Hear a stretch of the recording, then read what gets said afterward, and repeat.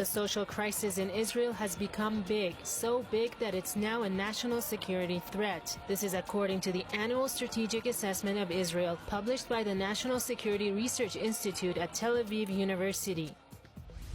Well, we're coordinating with the leaders of the different cities, and we're making sure that we're in close contact. But of course, we know there is a lot of tension due to the recent cabinet decisions, and a lot of people, especially in the religious cities such as, for example, Bnei Brak. As we saw yesterday, there were protests, and there are possibly protests that might take place also this evening. So that is something that we're definitely ready to deal with if necessary. But of course, the main aim will be to implement a full closure in all of the red zones, red cities.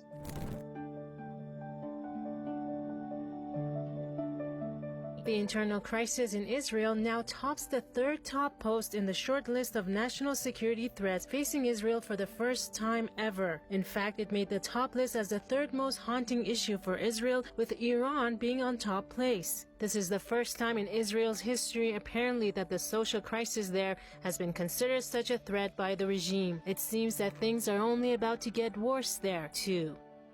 According to the Institute, the internal crisis is represented by the instability of governance. The move to the fourth elections within 2 years would undermine the broad foundations of national security, the report added. The report also says that the crisis is a threat to Israel's national immunity. The report specifically cites the ongoing protests and the rise of violence, an increase in bipartisan and divisions in Israeli politics that has reflected in society. The crisis, the report warns, will also lead to a weakening of regime agencies and institutions through difficulties in performance and obstruction of decision-making procedures. There is also a significant decrease in public confidence in institutions and the absence of solidarity and a common goal among the segments of Israeli society. The Institute believed that society is torn between health, economic, social, political, and governance crises simultaneously revealed during the corona epidemic. Keyword here, revealed. It turns out that these issues have always lingered in Israel, but were never addressed. The current crisis comes in light of the spread of the coronavirus as a result of the population's non-compliance with the instructions of the Ministry of Health and Prime Minister Benjamin Netanyahu. It also comes after some officials failed to adhere to instructions such as total closure on the population. And when officials did finally adhere to the regime's rules, health officials said it was too late.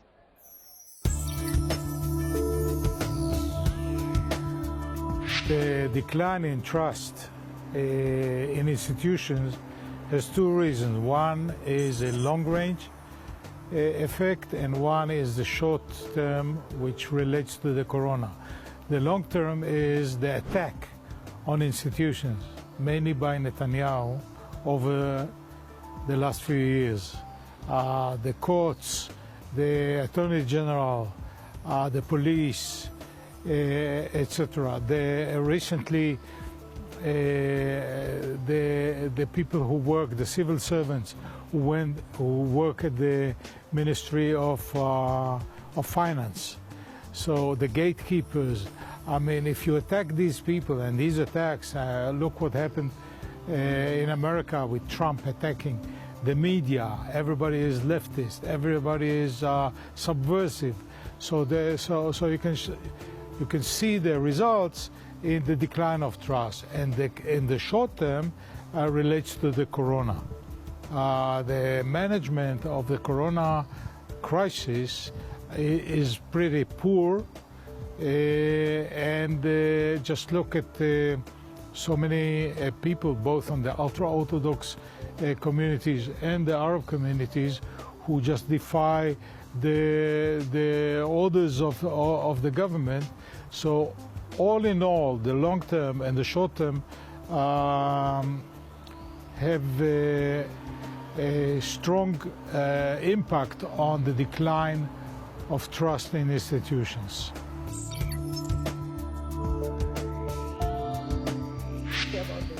I think the statement by the INSS that the internal divisions and feuds are a national security and actually a national crisis is correct. We can deal with any external threat, And we've shown over the decades that whenever we are attacked, we get together and we prevail. If we are divided like this and we lose trust in the institutions, and we are getting into the fourth elections in 2 years, no wonder people lose trust, and when they lose trust, this is very dangerous. So I agree, this is a great danger to Israel, the internal crisis, the internal feud.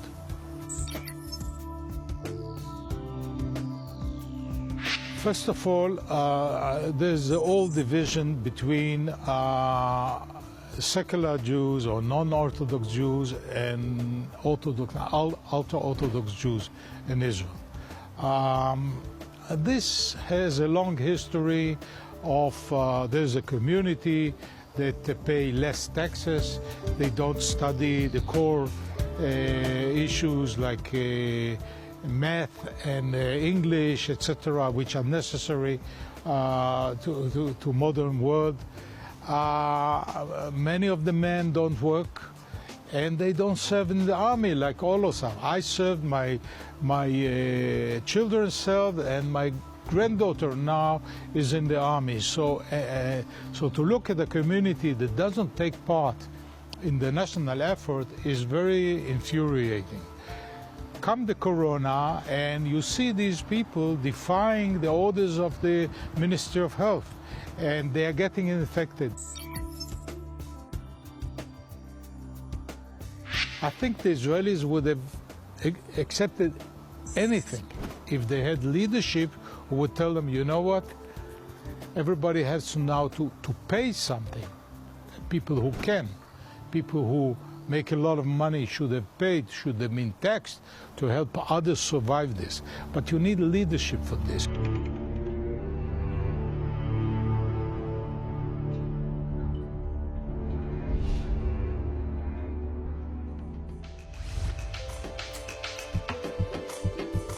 On social media, the conversation took a different turn. On Twitter, Shimon says, an economic and social crisis in Israel. No services for welfare for 2 weeks. Leo says, Israel starting war to cover the economic and social crisis in Israel. Thousands of Israelis renewed weekly demonstrations against Prime Minister Benjamin Netanyahu, calling for the long-serving Prime Minister to resign over corruption charges against him and his alleged mishandling of the coronavirus crisis.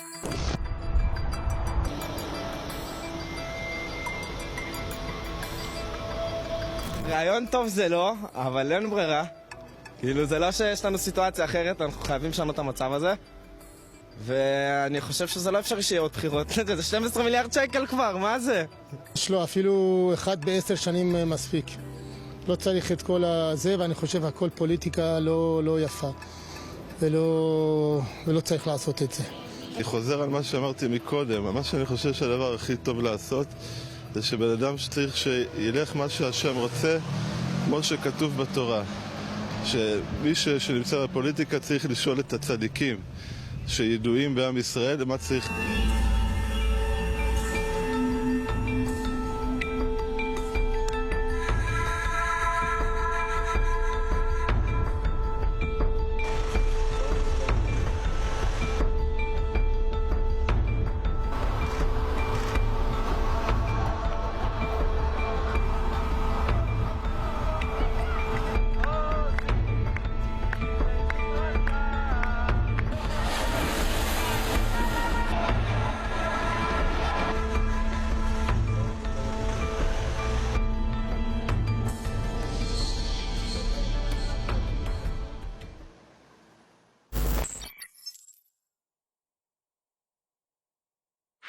The Israeli public, it has no belief in its officials, in its government, in all the how do you call the government offices. There's no belief in them, in non-belief.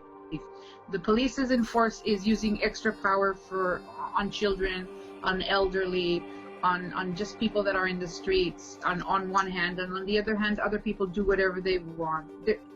Nothing Nobody believes anybody anymore.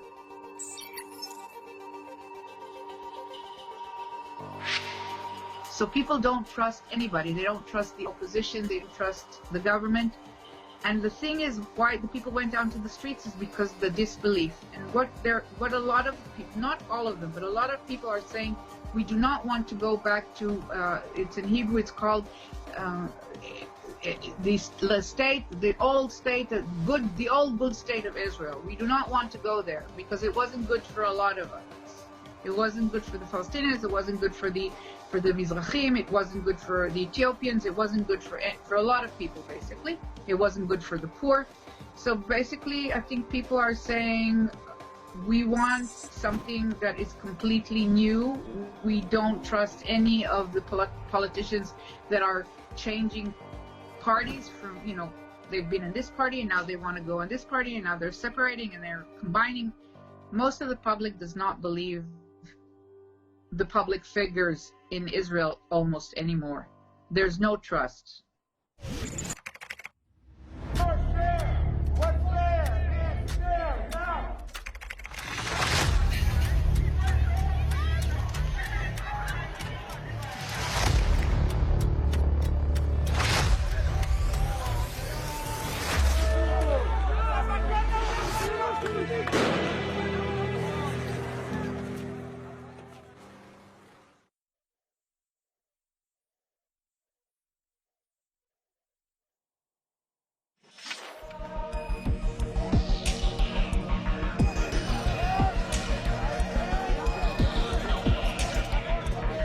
The effects of the political and economic crises and the strength of their negative effects largely stem from the way they were managed. Israelis blame the regime for the mismanagement of the coronavirus crisis. Opinion polls have recently showed the existence of a loss of confidence in the regime, Israel's leaders, and institutions. This loss of confidence has negatively affected the Israeli population's readiness to implement anything the regime tells it. Businesses, including restaurants, have failed to adhere lockdown procedures. The poll also shows that most Israelis support the continuation of the demonstrations and protests. This even in the backdrop of their deteriorating economic and social conditions. This is of course a huge threat to the Israeli regime. The demands of the protesters have begun with the downfall of Netanyahu, but these protesters have went on to ask for the dissolution of the cabinet and Knesset and a fourth election. In December, their demands are met. Now, with a fourth election set for March, the weekly anti-regime protests still continue with more people joining.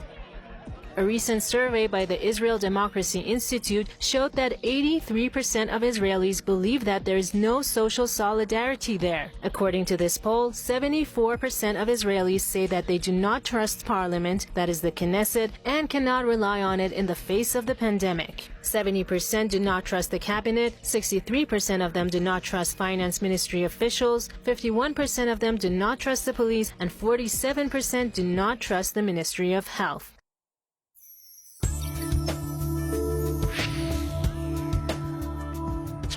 Is not a politician. A statesman thinks about the future of the country and what's good for the country. The politician thinks about the next election and what's good for him. And what we see today, we have politicians. We don't have the statesmen. We don't have the people who give us a vision. Just think about the Israelis today, they don't have hope. There's nobody they believe in who can speak to them and tell them the truth. If it's hard, Israelis know to go through hardships, but they need leaders, statesmen, to believe in. And we don't have these people right now. So let's see what happens in the next elections. I believe, I look at the protest, the hundreds of thousands of Israel taken to the streets, and there are some people who are doing it for week after week, in the cold weather, rain or shine. They are there, and I know many of the young people who go to the process, and I see a lot of potential there. So, and also I'm a sworn optimist, so I believe that we will see a new generation of people emerging out of this crisis and taking over. I think Israelis want a direction. Israelis are willing to go through a lot of hardships, but show us where we are going. If you look at for example, the handling of the current corona crisis, businesses are closing down, people are laid off. I don't know if when the corona goes away, they will find any job anymore. And in the meantime, our leaders throwing money like from the helicopter on everybody, people who need it, people who don't need it, with no any plan of how we make a crisis into an opportunity. For example, strengthen the public health system. The reason why we survive this crisis is because we have Kupot Cholim, we have the public health organization, which are so strong and so accessible to the public. Look at the vaccination, how well it goes, because we have all those organizations which have been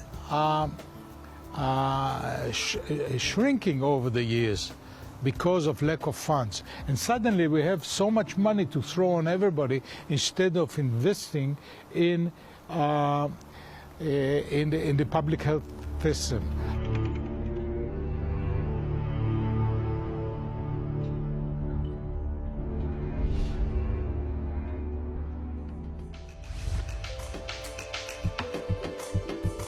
On social media, the conversation took a different turn.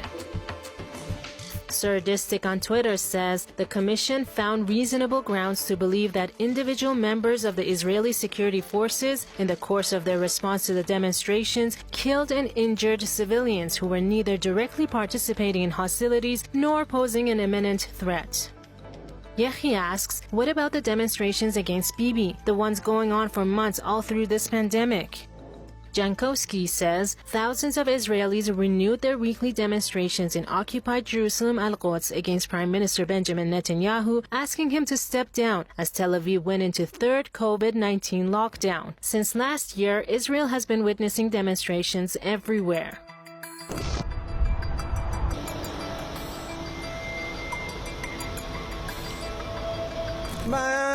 אבל זה בגלל הסגר יש בעיה, אבל זה לא בעיה חברתית, זה בעיה של הממשל. כאילו בגלל הסגר אנחנו פה מלא ברוכים, זה מלא חורים שקורים בגלל הסגר.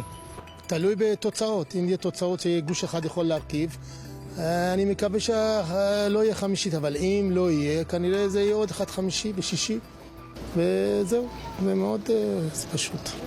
זה קשה להגיד שזה בעיה, זה לא בעיה, זה פשוט מצב כזה שאנשים כבר לא יודעים בעצם איך לחיות בשמחה, איך לחיות יחד, זה מין מצב נורא.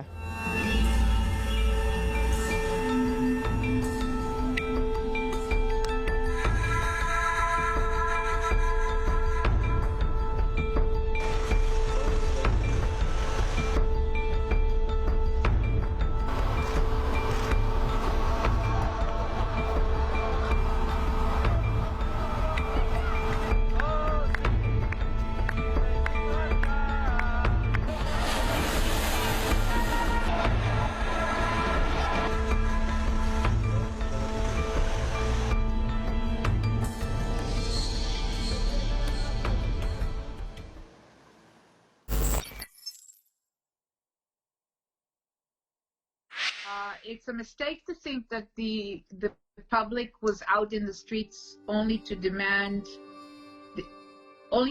that the government will be dispersed. And it was a mistake. And there's also a mistake. A lot of people think that the demand is to interrogate all kinds of things like the selling of the submarines or the buying of the submarines also to Egypt or to wherever. I'm not too involved in that issue. I think a lot of the public, some of the public is out there saying we want a government that is not corrupt. But a lot of people are out in the streets, or a lot of people are not out in the streets, but basically they feel that they do not want to go back to business as usual. They do not want any government. And also there's something I didn't mention, because on the last elections, one of the Kahol Lavan party received a lot of voices. They received a lot of people voted for them, and the hope was that they would send Netanyahu to trial or to or home basically. And they sold the public. They went in to coalition with the Netanyahu government. So people don't trust anybody. They don't trust the opposition. They don't trust the government. The people feel that the vaccinations, a lot of people are happy to take them, but a lot of people feel that the vaccinations, the fact that Israel has been receiving so many vaccinations, people feel that Israel is like, the government is allowing people to be, the companies to do experiments on people here in Israel. So basically, the sense of disbelief is tremendous all over. And actually, when you look at what's happening around in Israel, you see the Palestinians for 48, talking al-Fahim and cities within Israel. They're actually, it's an uprising now. They're in the streets. There's police. Children of 14 years old are being arrested violently. You have these collisions with the Bnei Brak, with the Orthodox cities. You have it almost everywhere. Israel is extremely oppressed all around. There's nothing, we've been out in the streets for 30 weeks now in Balfour in Jerusalem, but not only there. So basically, there's a big the society is in a situation of unrest. And also people feel that the fact that they were going to elections in the fourth time in 2 years, it's the feeling that there's no government, there's no head of police, there's all kinds of positions that are not occupied because the government, Netanyahu is not, the government isn't functioning.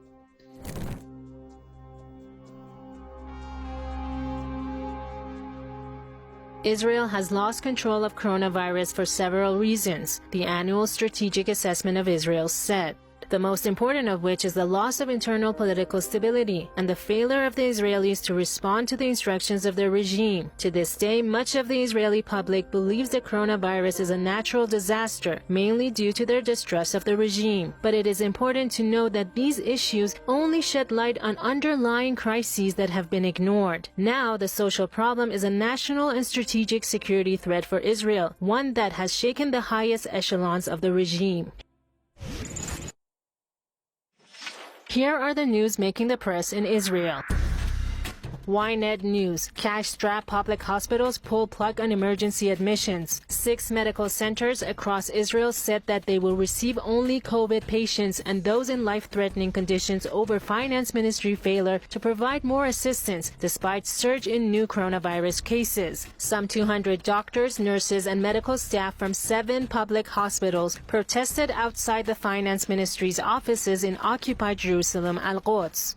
Haaretz. Hundreds of members of the ultra-Orthodox community have protested in Bnei Brak against police enforcement of coronavirus restrictions. A 41-year-old bus driver was hurt after being attacked with pepper spray by protesters, who proceeded to set the bus on fire. According to witnesses, the attackers shouted, "He's an Arab." Times of Israel. Clashes broke out in 3 cities across Israel as police attempted to enforce coronavirus lockdown restrictions in a number of ultra-Orthodox communities. In the occupied Jerusalem Al-Quds neighborhood of Mia Shirim, hundreds of people clashed with police attempting to shut down a yeshiva, a religious school that had opened illegally. The Jerusalem Post. A Swiss criminal court found Israeli businessman Benny Steinmetz guilty of corruption and sentenced him to 5 years in jail, delivering a landmark verdict in one of the mining world's most high-profile legal disputes.